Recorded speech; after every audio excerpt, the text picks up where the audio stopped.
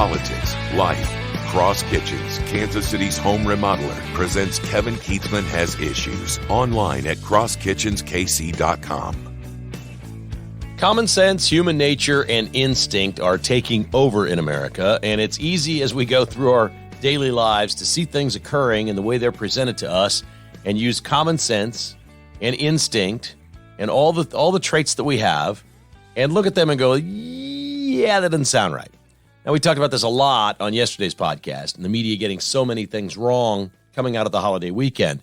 We now have some updates that are just spectacular that were pretty easy to predict just based on a lot of liberal reaction or liberal media or people with their hair on fire in this country just blasting things out there, seeing if they'll stick against the wall, and none more glorious than the little boy that's the Chiefs fan that dressed up and went to the game on Sunday in Las Vegas to watch the Chiefs beat the Raiders. I'll call him Chiefs kid, but I'm going to give you a little more information about him. His name is Holden Armenta. His family is from Santa Ynez, California, and his mom has posted on Facebook blasting Deadspin and the writer who wrote the story, accusing her son of being racist and wearing blackface. It's possible that a lawsuit could come out of this. And are you ready for this glorious little nugget? Because we talked about this on the podcast yesterday. This is the ridiculousness of Deadspin and the reporter and the deception of showing the picture of only half of his face in black and not the part that was in red, just as we suggested is possible when you looked at the young man and what he was wearing. It did not take a rocket scientist. Okay, this was a very intricate attire the young man was wearing. The headdress was not something you buy at a toy store, okay, like we had when we were little kids or something like that. It was beautiful. I mean, it was glorious. It looked like it completely and totally looked like an homage to Native Americans. It looked like a credit, a thing of beauty, handmade. It just looked absolutely gorgeous.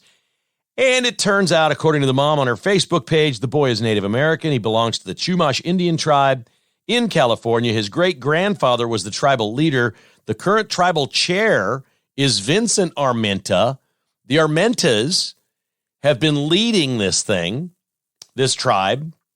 the Chumash tribe, apparently for generations. They are absolute leaders in a tribe. And what the boy was wearing was a credit to all Native Americans everywhere. This is just too good to be true. This needs to be the biggest story. It needs to be the biggest story in America. This looks like a terrific young man. He's a Chiefs fan. His parents took him to a game. What he was wearing, I cannot overstate this, is absolutely glorious. It is colorful. It is beautiful. The feathers appear to be absolutely real. Everything about this looks handmade and traditional. I'm certain with the Chumash Indians, I can't imagine they ordered it on Amazon and had it sent to their kid. It just looks like everything you would want to wear to a Chiefs game if you were honoring your Native American heritage and teaching your young son to understand the past, to understand his ancestors, to understand the struggle, if you will, the plight, but also to understand where you are today, which is in a country where you can succeed. You're a happy young boy. You love the Kansas City Chiefs and you love football and you love America. There is nothing, not one single thing negative about this story. It is all goodness. It is an American mixing bowl, tossed salad full of goodness. It's every goodness ingredient you can put into one dish. It's so glorious, and it blows up the media at the same time because they just exploded. And the reaction from the left when they saw this story on Deadspin, the people on the left do not wait. They do not care about the facts.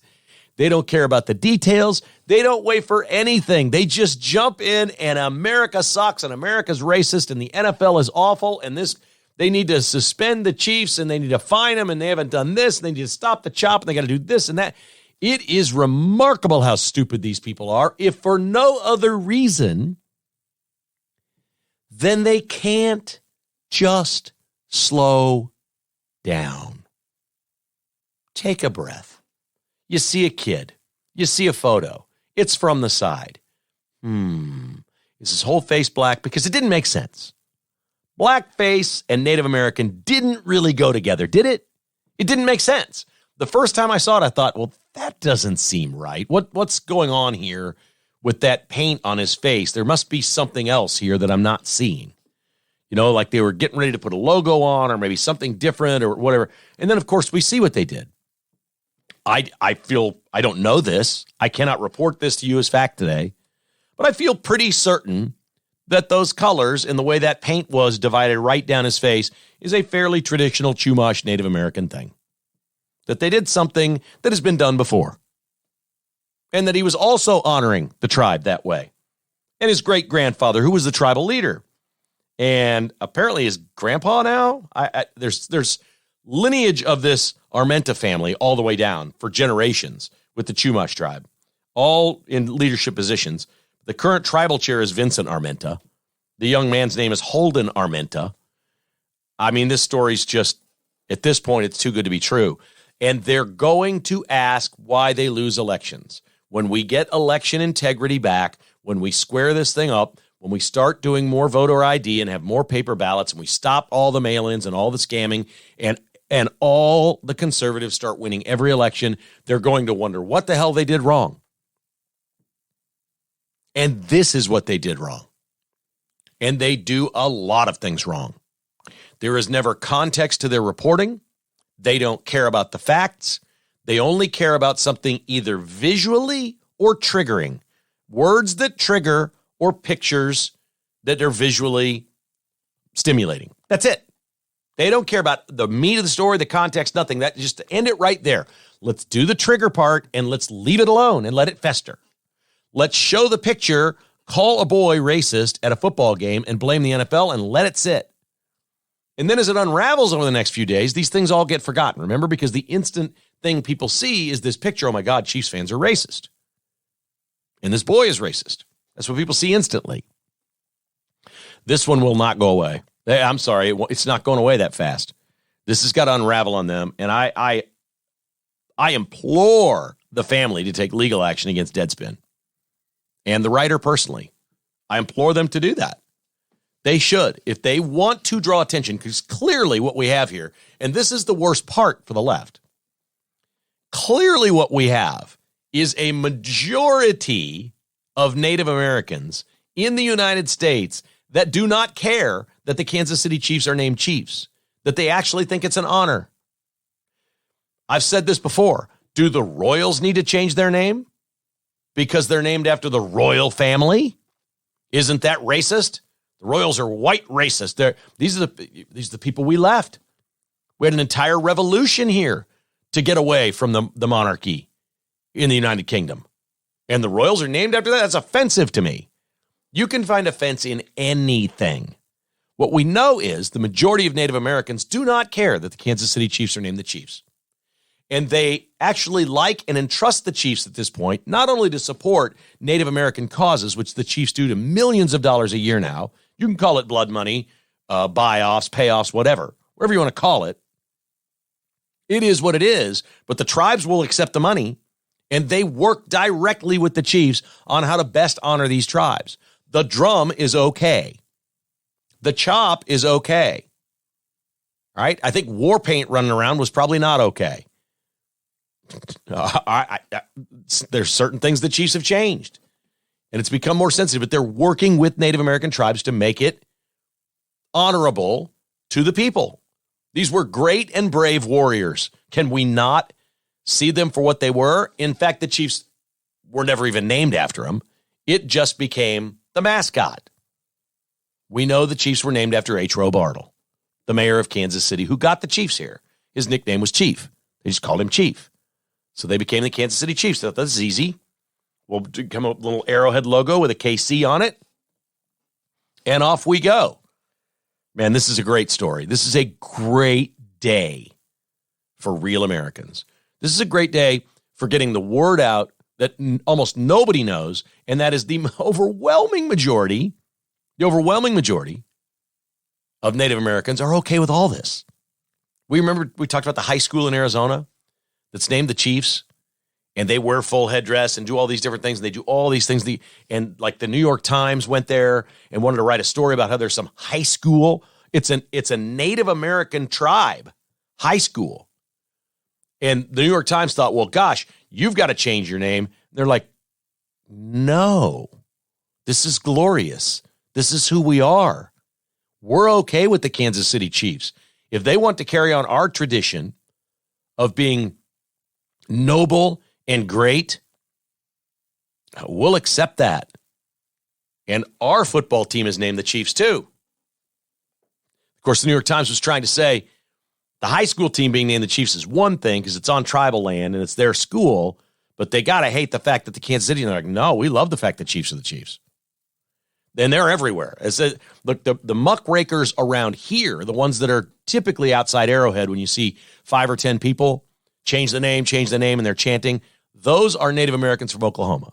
And I'm sorry, I don't know which tribe it is, but there's one woman in Oklahoma that's a crazy leftist activist.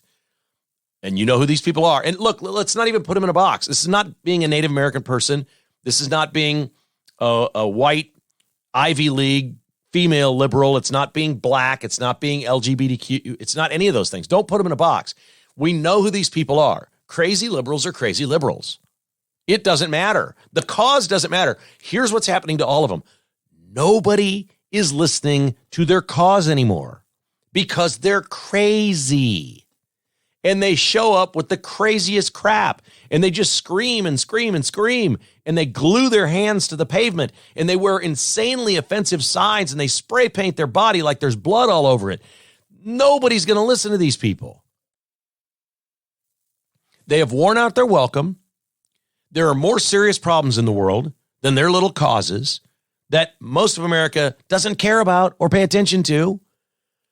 The measure of true equality in the United States is nobody gets preferential or needs preferential attention, that we all just live our lives and coexist. We're really close to it. We are the most perfect union on earth for that. And it isn't even close. And so all of this stuff is falling on deaf ears. And this Chiefs fan is just, it's such a glorious story. I want to meet the young man. I'd love to have the mother on the podcast. I mean, I'm going to guess this is just one great family that while going to a Chiefs game and celebrating your family's heritage with an unbelievable ensemble to wear to the game for the young boy, you could not have looked better. How could you not look at that and the first thing you thought is, you know what? I think he might be Native American. That's not a costume you buy on Amazon. That's not an NFL shop.com headdress he's wearing. I mean, it was beautiful. It was spectacular. I applaud this family and I support them in everything they do, going after Deadspin and the writer. Holden Armenta is the young man's name. And the mother says they are all part of the Chumash Indian tribe. They live in Santa Ynez, California. And this is typical. There are Chiefs fans all over the country now. You don't have to have any connection whatsoever to Kansas City. And you may love the Kansas City Chiefs and they may be your team. And God bless them. And I hope this creates a firestorm, like a groundswell of Native Americans that put on traditional wardrobe and wear it to Chiefs games. And just let the media attack them. Do it. You love the Chiefs. You love your tribe. You love your heritage. Do it. Do it. Trust me. Every person out there like me is going to look at you and think, that's spectacular. We honor you. We value you. We applaud you for recognizing your heritage and celebrating it with a football team and honoring and remembering those that you lost. Man, this is too good to be true.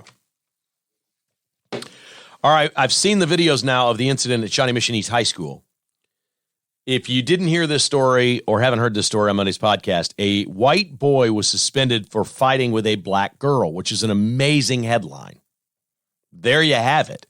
Racist white boy. And in fact, on the video, he says the N-word as he goes after her and they're basically bitch slapping each other. There's no other way to say it. It wasn't much of a fight. He wasn't much of a fighter and she wasn't much of a fighter. And they basically slapped each other and pushed each other around in the hallway. In fact, it was so nonviolent, nobody even really stepped in to break it up. It looked like a Saturday Night Live sketch. It did. If you can imagine any slap fight between a boy that can't fight and a girl that can't fight. This was it. But it doesn't change what actually happened. And let me say this right up front. This boy needs some counseling. He shouted the N-word at her. He needs either some anger management or some sort of counseling or something that is not okay. Okay? That's not okay. So let's start there. Now let's back it up to what actually happened. Because Shawnee Mission East, I've seen the video. It was all on something called the KC Deflector, which is a black-owned media outlet in Kansas City. It is basically just black news. And they showed the whole video. There were 2 videos, and I saw it all. Now, their story is incredibly, if you ask me, misleading. Let me just give you the facts of what the video showed. Now that we've established the fact that the boy deserved the suspension and maybe needs some counseling and whatever. Now let me describe for you what actually happened on the video. The black girl is standing in the hallway with 2 white girls, and she's irate at them because she thinks they called her a bad word, a racial slur. And she says, oh, no. Well, the 2 girls say it wasn't us. And they go, well, she says, well, I don't care. And they go, maybe one person, not one person, it was more. And the black girl just keeps going on and on and on. Y'all white people, y'all are racist.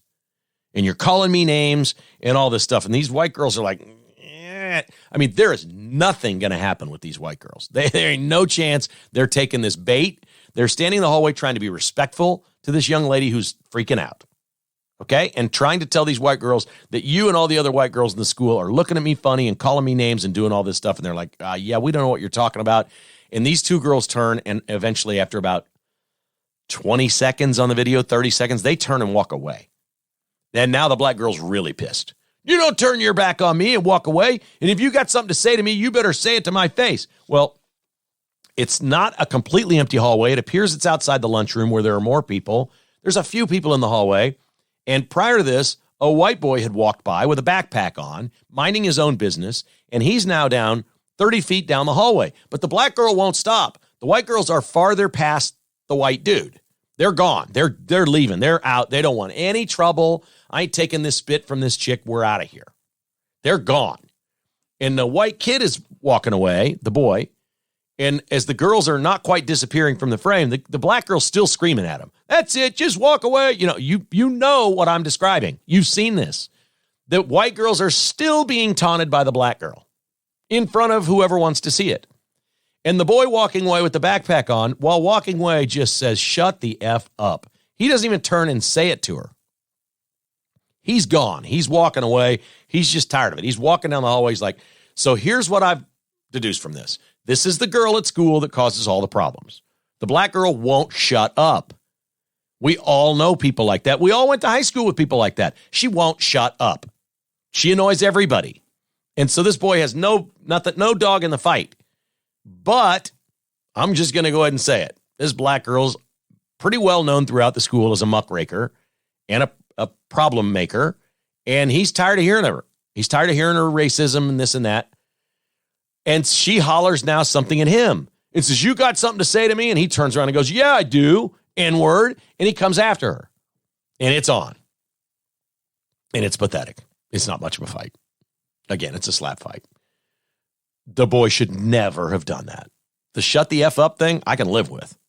Turning around and engaging the girl is absolutely 1,000,000% wrong. But here's the fact of the story. The girl got what she wanted. She wanted a fight. She wanted somebody to call her the N-word. She wanted a reason to brawl. She wanted everything that she believes in her head to be true. And lo and behold, one young white boy's mistake, not controlling his temper, turning around, being goaded into a fight by the black girl, now has everybody in the city in an uproar that Shawnee Mission East is a racist school.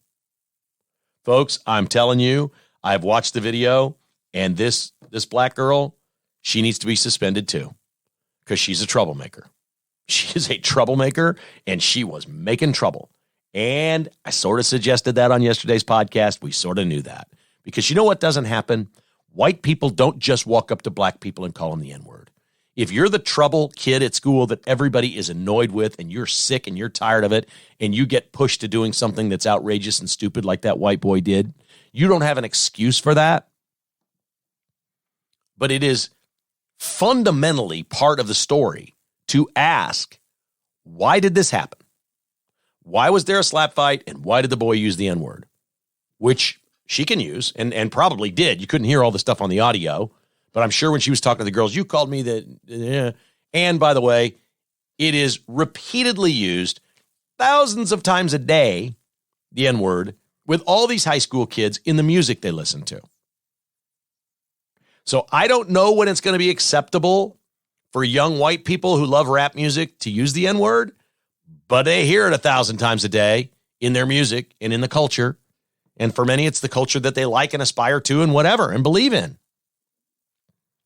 So I guess if this is going to be a very common word in the English language in America, we cannot have a word that is accepted in culture and art and all of these different ways, movies, everything that we have. We cannot have something that is so universally used and adored by young people who are those that consume entertainment, music and movies and things like this, and not allow them all to use the word. That doesn't seem right.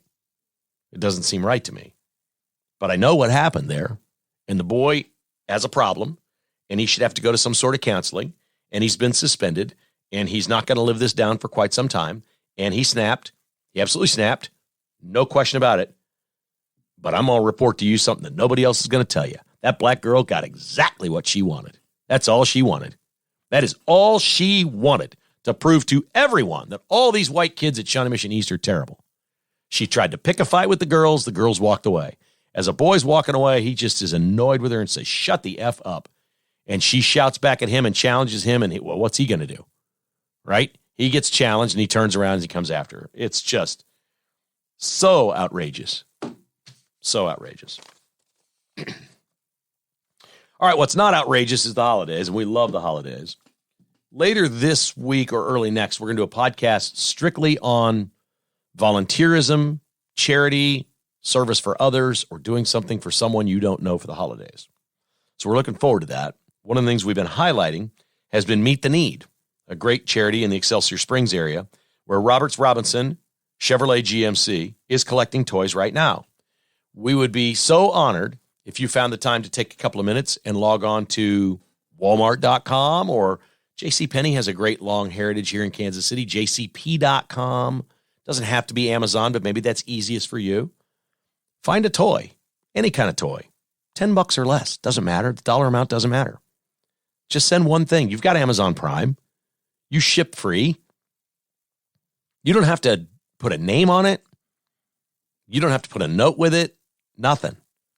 1501 Kearney Road, Excelsior Springs, Missouri, 64024.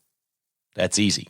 If you didn't write that down or can't write that down right now, just log on to robertsrobinson.com and you can get their address. 1501 Kearney Road, Excelsior Springs, Missouri, 64024. Send them a toy. Let them put it in the bin. It's a cool thing they're doing right now at Roberts Robinson Chevrolet GMC. Buck Disposal's a great sponsor of KKHI, as is Buck Roofing. Ron Buck was having a very difficult time getting large containers from these big corporate companies to come to his job sites when he'd strip the old roof off of a house. And there would be days that the container wasn't there on time. And that really wrecks things for his crew. And then when he was done with it, they wouldn't come haul it away. So he went out and bought 100 containers and said, I'm going to start my own container business. Certainly he services Buck Roofing now on every job that they do. But Buck Disposal can help you as well. I've been kind of looking at these things. I drive around. I see a lot of houses that are being remodeled or redone or things like that. I see job sites that have these. And I see some big corporations on the side of some of them. And some of them look like really small mom and pop, which is great. And I would not, tell you, hey, take your business away from somebody that's been good to you, especially if they're a small business guy doing his thing. Don't take it away from them if they're doing a good job. But if you're having the same trouble that Ron had, and he tells me this industry is just fraught with difficulties, give Buck Disposal a chance. Online at buckdisposal.com or 913-242-7695. It is buckdisposal.com. Dr. Kip Van Camp has helped many of our listeners already with regenerative medicine. This is, look, Dr. Van Camp was a double board certified interventional radiologist, and he changed about 13 years ago what he wanted to do after his dad became ill. He said, I want to help my dad prolong his life. I want to help my dad. And that became his work, his mission. And he learned and he learned and he learned. And since then, he has written and published multiple journals nationally on stem cell and tissue research, joint pain, COVID shot issues, Alzheimer's and Parkinson's work. They do PRP blood spinning, patch therapy, ozone therapy, and of course, most people call it stem cell, but it's tissue. Let your body's tissue work for you. A consultation with Dr. Van Camp when you tell him what ails you, whether you're just lethargic, don't feel well, joint pain, chronic pain that pills and shots have not fixed. Call Dr. Van Camp's office at 913-745-5300 and see if idealhealthkc.com could be for you. There is no reason to live in pain if this will fix you. There's none. They're located in Shawnee at K7 and Shawnee Mission Parkway. idealhealthkc.com. Love those guys. All right, let's talk about buffoonery here on the left, because when we talk about things like Deadspin and the stories that they did, that's not as much buffoonery as laziness and, hey, this is our game. This is what we do. This is our game. Go throw something against the wall, get the narrative out there for 24 hours, and then when the facts are found out, nobody will care. The impact will have already been made. That's their game. That's their craft. That's their art. They don't have to be right because the media won't. Most of the media won't then report that they were wrong. So that's intentional. But the lunacy, the idiocy, the buffoonery on the left is not. And we can talk, as we talk about Joe Biden, we can talk about the Chinese spy balloon was just complete buffoonery. Biden falling down all over the place, stuttering and stammering, falling asleep in a meeting in the East, in Asia. All the things we've seen Biden do. The list is too long for me to go on and on. You've seen it. There's a lot of buffoonery in this White House. Karine Jean-Pierre is just the epitome of buffoonery in much of what she says. But within buffoonery and expecting your White House and your government to protect you, we have an open border. We have 2 wars going on. We're funding. We have all this different stuff going on. And if you're asking yourself, are we any good at this? Just think of this symbolism. These people can't put up a White House Christmas tree. The Christmas tree blew over at the White House yesterday. It blew over. It blew over. Now, we know that there's this whole crew that tries to shorten the distance Biden has to walk to keep him from tripping or stumbling or falling. These are exactly the kinds of things that they should be good at, because they're not good at the big things, but they should be good at these little things. If you're running a White House based on symbolism, virtue, things that are really shallow, you should be really good at putting up a Christmas tree. You should say there's really only one important thing about the Christmas tree. Are we 100% sure this thing is sturdy? It's not going to fall. We're not going to be embarrassed by this tree, right? It's plugged in properly. The lights aren't going to go out. It's not going to shock somebody. Everything's grounded. We're safe here. It's good, right? That's it. That's the only thing. Don't let the tree embarrass us. Well, the tree embarrassed them. It fell over. And you couldn't have a better symbol of Biden's presidency at this point in his presidency than the fact that they can't even put up a dang Christmas tree. It is buffoonery, but it's everywhere with these people. And it's not just D.C.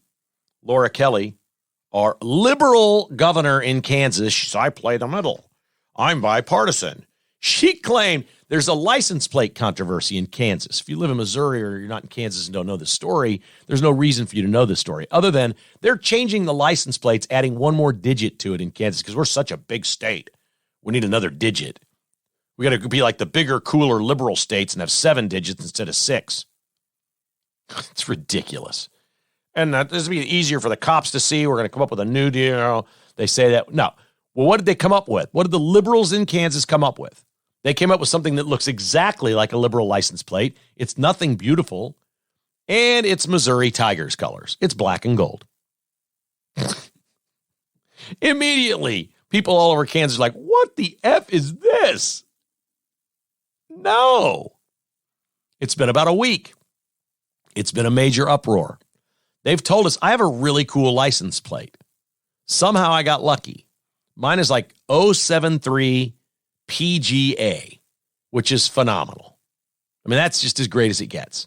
PGA Tour, for a long time, 73 was the best score I ever shot. It's kind of cool. I told Jessica, they're making me get a new one. When my title's up, they're going to make you get a new one. I said, I'm keeping that one. I'm going to put it on the wall or frame it or something. I like the license plate. But you have no option to keep it other than to hang it in your bar or something. So they're switching them, and there's been all this uproar. And now Laura Kelly has decided she's rescinding it, and they're going to work on something new and different. She says she's bipartisan. She promised she'd be bipartisan. Really? So all she heard from was Republicans on this? She basically said in her statement, all I heard from was conservatives in Kansas that hate this. So I'm a bipartisan governor. I'm rescinding this. I'm like, damn, could you rescind about 100 other things you've done? Because your license plate sucks like everything else you've done as governor. Like really bad. You're no middle-of-the-road governor. You stink. And if the Republicans could ever put up a good candidate for governor, we'd be in good shape. But we don't. We put up terrible candidates for governor. Terrible. The worst. Laura Kelly's rescinding the black and gold Missouri Tiger license plate in Kansas. I mean, you Mizzou fans ought to just be having a ball with this. You weren't just under KU fan skin. It was K-State fans, too.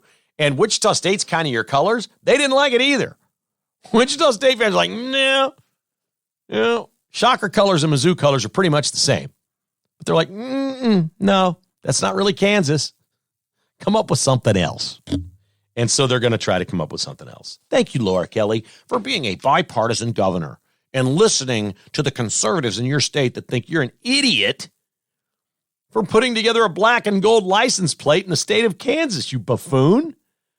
Good Lord, these people are bad at what they do in so many ways.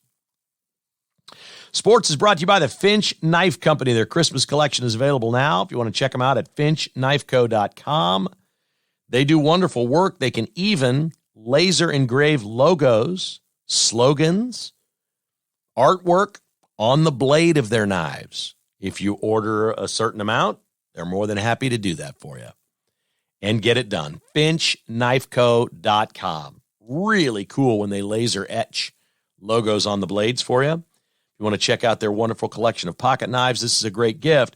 And I've got somebody on my list I'm giving one to for Christmas. And Jessica said yesterday, do you think he'll really like it and use it?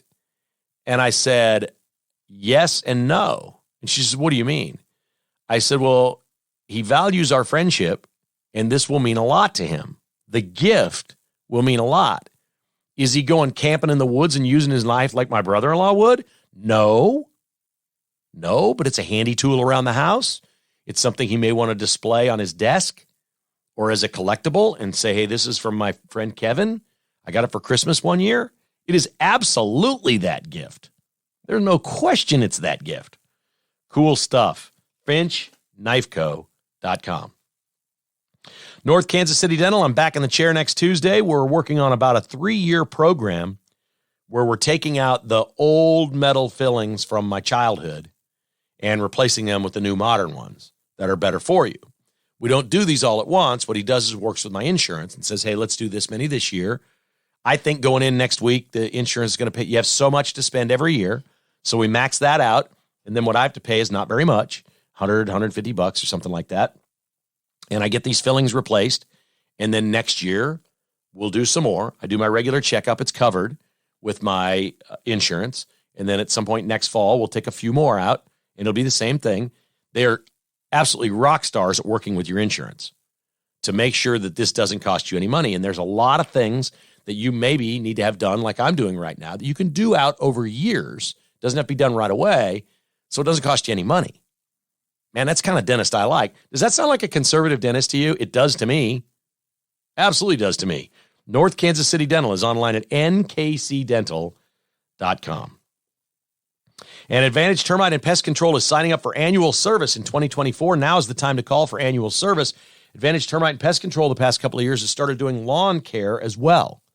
If you want somebody to put the fertilizer down for you and make sure you don't have any weeds and you have beautiful green grass, they do that as well. They're obviously separate crews than the pest guy that's coming, but it's kind of household services. It's all under one umbrella. And Aaron just continues to grow his business, but the customer service remains like they're the smallest little personal business anywhere in Kansas City. That's the beautiful part about Advantage Termite and Pest Control. Go to AdvantageTPC.com and see everything they do. And sign up for annual service. Put the auto pay on your card quarterly and forget about it. No bugs, no weeds, no nothing. Advantage Termite and Pest Control, 913-768-8989. On to sports. How about this one? The Royals want to build a new stadium, and the estimate of what this is going to cost Jackson County now has dropped by $1.28 billion. You heard that right. The cost of the new stadium for Jackson County taxpayers has gone down from October's estimate to November's estimate. It's down $1.28 billion. Again, liberal politicians at work. They say they had a formula error in their calculations in Jackson County. Shocking. They've had some formula errors with property taxes too, right? Wow. It's just across the board. Democrats are terrible at everything. They've blown your property taxes in Jackson County. And now they're saying, we thought over 40 years it was going to cost $6.41 billion for the new stadium, but now we think it's going to be $5.13 over 40 years. Can I take the over on both those? Now, I'm not going to be around probably in 40 years. I may. Probably not. Odds aren't with me. But I'd like to bet the over on $5.13 billion over 40 years, especially with Democrats in charge. And it looks like they'll always be in charge in Kansas City. So it's going way over that number. But I love they're like, oh, no, the price is down. They put a release out. They admit it was a formula error, which is code for we're really stupid over here. Democrats are dumb. They can't add. They can't subtract. They don't really care because the only thing they know how to do is add. They add a percentage to your taxes and then just spend whatever they want. And when it doesn't balance out, they just add another percentage to your taxes. So that's the only thing they can do. They can't balance. They can't subtract. They can't divide. They can't multiply. They just know how to add to your taxes. That's what they do in Jackson County. Here's a great sports nugget. Tiger Woods is back this week. He's just been riddled with injuries after the car wreck and all the different things. He's playing in the Hero World Challenge this week in the Bahamas, which is his tournament. Tiger Woods is ranked 1,328th in the world right now. He gave a press conference and he unloaded on the PGA Tour. Says he is now on the board, and it sounds like Tiger Woods might be the most important person on the PGA Tour board. And he basically spilled the beans. Said he's totally open to merging with and taking money from the Saudis. Are we going to criticize Tiger Woods and call him a racist? I'm ready for this because you did it to Phil Mickelson. Let's do it. Let's see the liberal media pile on Tiger, who is as conservative as Trump and you and me. Tiger's a Trump buddy. They're neighbors. And he's like, okay, well, we had until December 31st to do a merger with the Saudis, and we may extend that. Tiger just said that we may extend December 31st because we still got a lot of questions and a lot of things we don't know. But of course, we're up to all on this tour playing for the Saudis and taking their money in. The people that own Fenway Park and the Red Sox also maybe want to invest in the PGA Tour. There are other entities that want to do that. They're looking at, outside ownership and being a for-profit business going forward, which would obviously make a lot more money for the golfers, which is really what it's all about. And Tiger just sat there, and this made no news. The news is Tiger's back, and he's playing, and he could play once a month, and he may play in the Masters, and he may play in 7 or 8 events next year because he's doing better. And, at the Masters, he couldn't walk 4 days. His legs and knees and ankle, everything hurt so bad he couldn't walk 4 days. He says he thinks he can play a tournament a month now. And he's roughly scheduled that out. He's going to play in this one, the Hero Challenge. We'll see what that looks like. But Tiger sat there and spilled the beans and said, we're willing to take the money from the Saudis. No criticism at all. When it was Phil Mickelson, Brooks Koepka, kaboom. Tiger Woods, crickets. Tiger Woods' skin color is darker than Brooks Koepka and Phil Mickelson. It doesn't really fit their narrative in the leftist media in sports in the United States. We can't really paint Tiger Woods as a racist. The other name that went away when Tiger first came out, somebody asked him one day in a press conference, do you consider yourself black? His mom's Asian from Thailand, his dad. He said, no, I'm the Cablinasian. Cablinasian would be Caucasian, Black, and Asian, and I think the N in there is a little Native American. Cablinasian. Cablinasian would be the better way to say it, but Cablinasian. He said it. It went away. The left and the media didn't want any part of that. They didn't want any part of Tiger Woods saying I'm not black. Nope, I am not. Sorry, I'm not your social justice warrior. I'm not your Martin Luther King. I'm not going to be at a march, okay?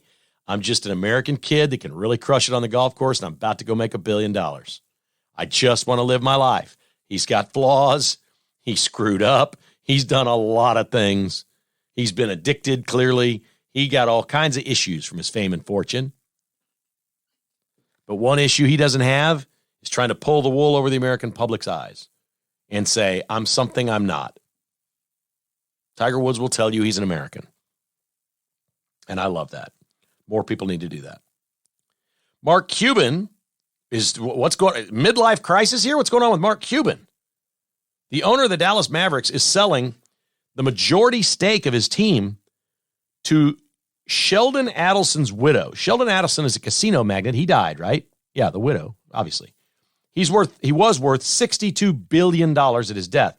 The widow wants to buy the majority of the Mavericks, and Cuban's going to sell it to her for $2 billion. The Adelsons gave $20 million to Donald Trump in 2016.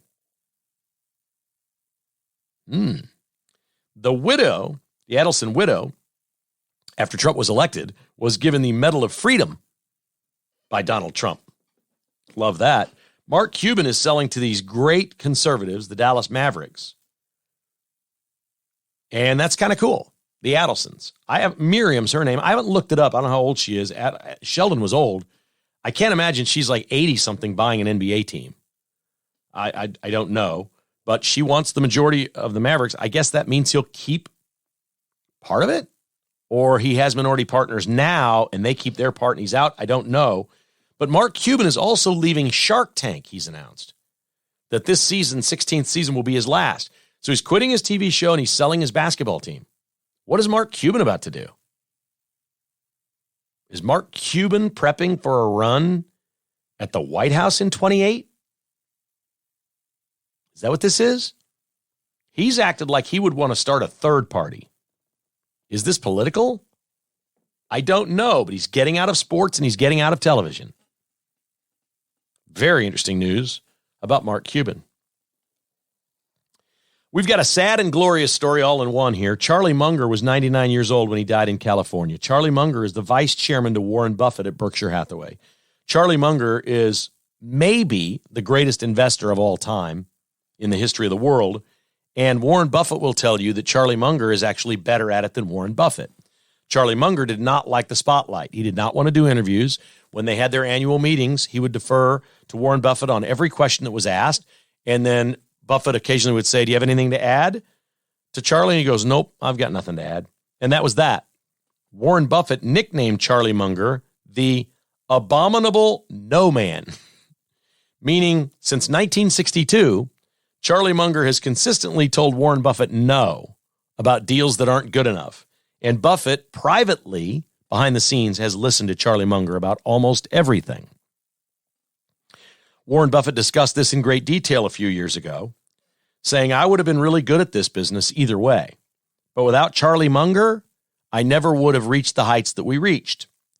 Charlie Munger taught Warren Buffett, don't buy mediocre stocks at a bargain, which is what Warren Buffett was doing. Warren Buffett bought did he start by buying like a textile company or a paper company or something like that? It was circling the drain. It sucked. Somewhere in Pennsylvania. The first thing he got the stock in was and he did okay. He turned it around and they made a little money.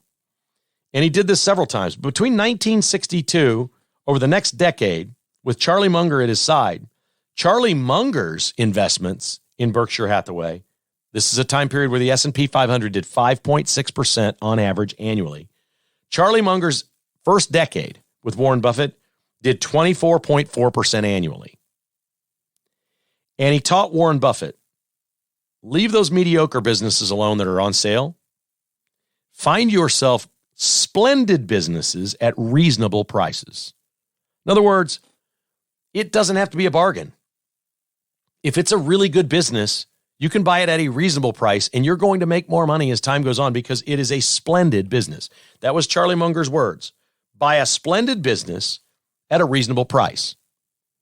I've followed much of what Warren Buffett has done over the last 20 years. We have Berkshire Hathaway stock, Class B, not the big $1 million ones or whatever they're going for. And I've watched the things that he buys and sells within Berkshire Hathaway and Berkshire B. And he's become the largest shareholder of Apple. His largest holding is Apple stock. My largest holding is Apple stock. I've got no reason to not copy these guys. Apple is a splendid business that I've purchased 4 or 5 different times at reasonable prices. And I've been involved in the 4-for-1 split. It's been great. There's just no other way to say it. It's been great. I didn't know this until now, and I've studied these guys a lot. I'm interested in business. I'm interested in finance. I'm no good at it. I'm no good at it, but I'm fascinated by people who are. And I knew that Warren Buffett at some point had to be talked into buying tech stocks because he didn't believe in them. He's like, the dot-com thing happened and the bubble burst, and I'm a little scared of these, and these companies can come and go like Bitcoin. Okay? But Charlie Munger said, look, if you see a splendid business, doesn't matter what industry it's in, and it's at a reasonable price, buy it. And that's worked for Warren Buffett and Berkshire Hathaway. Charlie Munger was a genius. Charlie Munger was great. Charlie Munger was every bit as frugal as Warren Buffett. These guys died with hundreds of billions of dollars each. Well, Warren Buffett isn't dead yet. He's 6 years younger than Munger. Warren Buffett is 93 and still working every day. Just a remarkable story. And I can't wait to see the movie. Someday somebody will pay homage to Charlie Munger and Warren Buffett and their story in a movie that will be done so well, you won't be able to take your eyes off of it. I hope for something as spectacular as Oppenheimer about Buffett and Munger. Rest in peace, Charlie Munger. You were a great one. Our final is brought to you by Back 9 Development, your custom home builder. TJ Velkanskis would love to sit down with you and your family about something you're ready to do now, something you're thinking about doing in a year or two. Maybe look at a piece of land that you're thinking about selling, or maybe you have land around where you live that could be prime for a subdivision or a development. Again, the key word here is development. He's a great custom home builder, but he's also into projects and developments. If you have land, you want to talk to TJ about your land, and you would like to develop the land, maybe even in a partnership, he's your guy. 785-236-0161. Not unlike Buffett and Munger, TJ is a businessman. If you have property and you want to develop or build, TJ's your guy. Give him a call. Say, what do you think? Let's take a look at this land. 785-236-0161. Online at back9development.com. Amini's is great for the holidays. They have all kinds of lower cost gifts. If you've got somebody on your list that has a pool table, maybe they need a new set of billiard balls, like Kansas City Chiefs billiard balls, or SEC billiard balls, or Big 12. They got all kinds of cool things like that. I've personally asked Santa this year for the bowling pins for my shuffleboard table. I think that looks really fun. And I'm hoping I'll be better at that than actual shuffleboard, because I've got a friend that's not going to get mentioned here that consistently beats me at shuffleboard, and I'm sick of it. I'm absolutely sick of it. So I'm going to try the bowling pins. I think they're like $69. Great Christmas gift. They're on my list from Santa. Aminis.com is the website. You can order these things and ship them anywhere at Aminis.com, or visit their showroom at 105th and Metcalf in Overland Park. Mention the podcast. This is Aminis. Dr. Jeremy Fry at Fry Orthodontics is ready to see you this Christmas break when the kiddos come home for the holidays and they're out of school for 3 or 4 weeks. It's a great time to get them in to Fry Orthodontics and say, we don't really like the way these teeth are coming in. What do you think? That first consultation with teenagers over holiday breaks is the perfect time to schedule it. You can schedule right now at fryorthodontics.com. There's 14 locations now in Lawrence as well, so there's one near you. Fryorthodontics.com. Schedule that first consultation. It's free. Just mention the podcast. They'll take a look at what you have and tell you where you think you're going and come up with a plan to make it right for your teenager. Holiday break, there's no better time to get the free consultation on those crooked teeth coming in than fryorthodontics.com over the holidays. Fry Orthodontics, your smile is just the start. Our final comes to you from Excelsior Springs, Missouri, home of our friends Roberts Robinson Chevrolet GMC, right? The Excelsior Springs cops on Thanksgiving Day were chasing in Excelsior Springs a dude in a heavy-duty truck pulling a manufactured home. We used to call them mobile homes. They're not really mobile homes. It's trailer homes, manufactured home. This dude is pulling it, and he's all over the road. The cops think he's drunk. Excelsior Springs finest are like, okay, we got to do something. This guy's everywhere. He's out on a highway near Excelsior. Somebody's going to get hurt. He's swerving. They eventually get beside him, and they basically just jack him up and force him off the road with this manufactured home. He careens into kind of this ditchy field area. Nobody's hurt. They think the dude is drunk, and we just got to get him off the road. He'd been driving this manufactured home, swerving like crazy for 35 miles. My guess is the story didn't say this. The truck wasn't big enough, and the trailer wasn't good enough to haul this manufactured home. He was going pretty slow, 30 miles an hour, and that's what was creating the problem, is his setup just wasn't good enough. Doesn't matter. The cops in Excelsior Springs wanted everyone to know, this is the best part. This is the best thing you'll hear today. On Thanksgiving Day, the cops working on Thanksgiving Day, the dude was not drunk, okay? He was just stupid.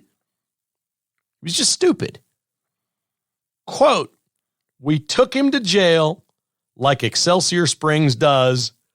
Woo-wee. That is the quote from the police department. We took him to jail like Excelsior Springs does. Woo-wee. With an exclamation point. That's fantastic. I love Excelsior Springs. I love the spirit of Excelsior Springs and communities like it all over America, not just here in the Midwest. That's right. He'd been driving 35 miles. You go driving your manufactured home through Excelsior Springs and put our drivers and residents in danger. We're pulling you over, jacking you up, and taking you to jail. You better get a new trailer and a new truck if you want to haul that home the rest of the way. So fantastic. This holiday season, don't forget, all of our sponsors and more are at thekklist.com. Thekklist.com, a one-stop shop for you to go and see great conservative businesses and services this holiday season. You can also go to mystore.com and see national businesses that are also conservative. Promo code is KKHI. Use that whenever you can this holiday season and save money with Kevin Keatsman Has Issues. Kevin Keatsman Has Issues has been presented by Roberts Robinson Chevrolet GMC and is produced by Crooked Tail Media. Please hit the like or follow button wherever you listen or give us a review. For premium content podcasts and weekly newsletter, join as a patron at kkhasissues.com for as little as $5 a month. Support all our sponsors and other conservative businesses at thekklist.com. This has been a production of Crooked Tail Media, Incorporated.